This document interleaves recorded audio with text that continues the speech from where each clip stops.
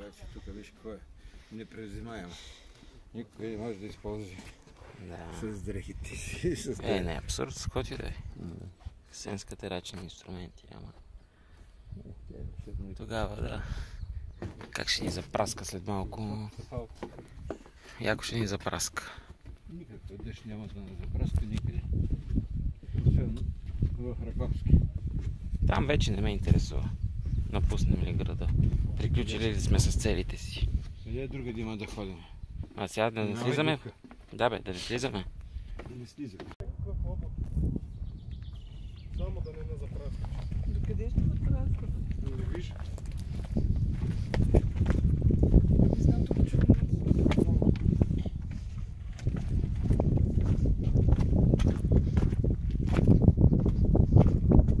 Това е другата пътека, нали? Еми може после да слезем по нея.